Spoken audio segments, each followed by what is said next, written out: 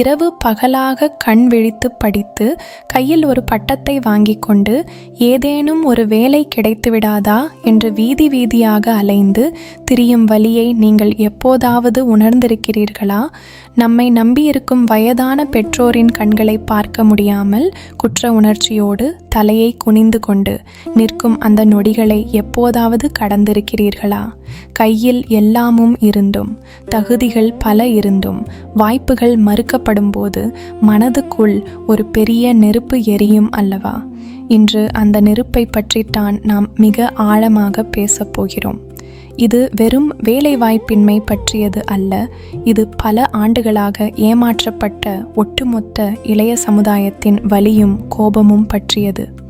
எல்லாம் வல்ல எம்பெருமான் முருகப்பெருமானின் திருவடிகளை தொழுது இன்றைய சிந்தனைக்குள் நுழைவோம். அந்த ஞானவேல் நம் மனதின் அறியாமையை அறுத்து நம் உரிமைகளுக்கான தெளிவான பாதையை காட்டட்டும். வெற்றிவேல் முருகனுக்கு ஆரோகரா. சமீபத்தில் ஒரு வினோதமான பெயர் கொண்ட ஒரு புதிய இயக்கம் இந்தியாவில் தொடங்கப்பட்டிருக்கிறது. கரப்பான் பூச்சி ஜனதா கட்சி. இதில் சேருவதற்கான தகுதிகள் என்ன தெரியுமா? வேலையில்லாமல் இருக்க வேண்டும், சோம்பேறியாக இருக்க வேண்டும், எப்போதும் இணையத்திலேயே இருக்க வேண்டும். இதை கேட்கும்போது நமக்கு சிரிப்பு வரலாம். இதை விளையாட்டாகவோ நகைச்சுவையாகவோ நாம் கடந்து சென்று விடலாம் என்று நினைக்க தோன்றும். ஆனால் இதன் பின்னால் இருக்கும் கண்ணீரும் கோபமும் ஒரு மாபெரும் உண்மையை நமக்கு உணர்த்துகிறது. இந்த நாட்டின் ஆகப்பெரிய பதவியில் இருக்கும் தலைமை நீதிபதி வேலைவாய்ப்பில்லாத இளைஞர்களை பார்த்து கரப்பான் பூச்சிகள் என்று சொன்ன ஒரு ஒற்றை வார்த்தை தான் இன்று லட்சக்கணக்கான இளைஞர்களை ஒன்று திரட்டி இருக்கிறது. இந்த அரசியல் அமைப்பை நம்பி ஏமாந்த இளைஞர்களின் நெஞ்சில் அந்த வார்த்தை ஒரு ஈட்டியைப் போல பாய்ந்தது. அரசியல் சாசனத்தை பாதுகாக்கும் ஒரு உன்னத இடத்தில் இருப்பவரே இளைஞர்களின் குரலை நசுக்கும் வகையில் இப்படி பேசினால் அவர்கள் யாரிடம் போய் தங்கள் நியாயத்தை கேட்பார்கள்? உடனே அவர்கள் வீதியில் இறங்கி வன்முறையில் ஈடுபடவில்லை. மாறாக, நீங்கள் எங்களை கரப்பான் பூச்சிகள் என்று அழைத்தால், ஆமாம், நாங்கள் கரப்பான் பூச்சிகள்தான், ஆனால் அழிக்க முடியாத கரப்பான் பூச்சிகள் என்று தங்களின் இயலாமையையே ஒரு மாபெரும் ஆயுதமாக மாற்றினார்கள். கரப்பான் பூச்சி ஜனதா கட்சி தொடங்கப்பட்ட வெறும் 48 மணி நேரத்தில் இணையத்தில் 5 லட்சத்திற்கும் அதிகமான இளைஞர்கள் அதில் இணைந்தார்கள். இது முன்கூட்டியே திட்டமிடப்பட்ட ஒரு நாடகம் அல்ல. இது பல ஆண்டுகளாக இளைஞர்களின் மனதுக்குள் எரிந்து கொண்டிருந்த கோபத்தின் வெளிப்பாடு. பல ஆண்டுகளாக நம் நாட்டின் அரசியல் நிலைமையை சற்று சிந்தித்துப் பாருங்கள். தலைவர்கள் எல்லாம் மதத்தை பற்றியும் ஜாதியை பற்றியும் தான் மேடைகளில் முழங்கிக் கொண்டிருக்கிறார்கள்.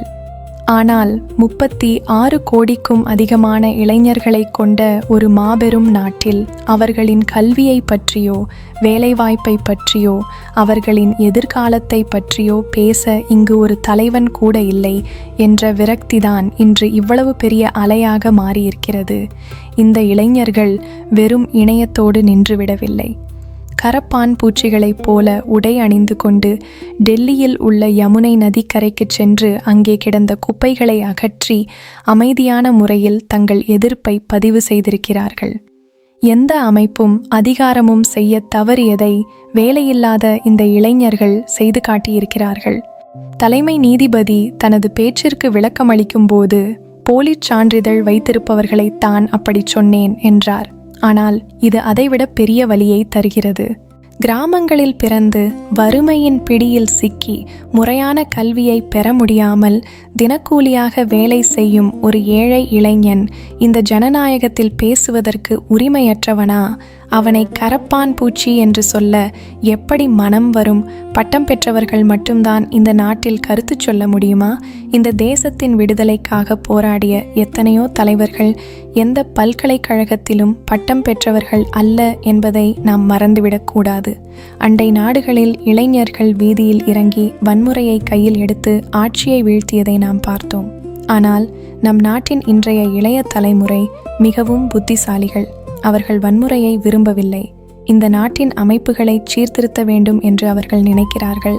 நீதித்துறையும் தேர்தல் ஆணையமும் யாருக்கும் வளைந்து கொடுக்காமல் சுதந்திரமாக செயல்பட வேண்டும் என்றும் பெண்களுக்கான இட ஒதுக்கீடு முழுமையாக வழங்கப்பட வேண்டும் என்றும் அவர்கள் தெளிவாக குரல் எழுப்புகிறார்கள். இது நமக்கான ஒரு மாபெரும் பாடம். உங்களின் வலி எனக்கும் புரிகிறது.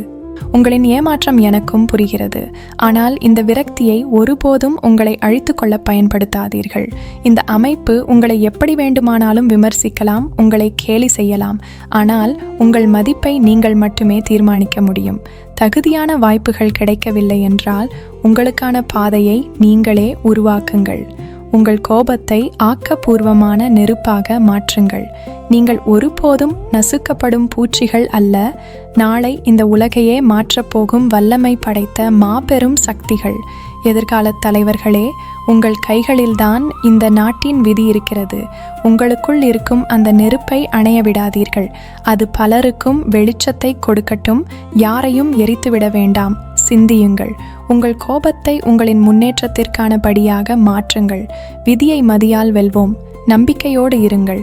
எல்லாம் சுபமாகவே முடியும். வெற்றிவேல், வீரவேல்.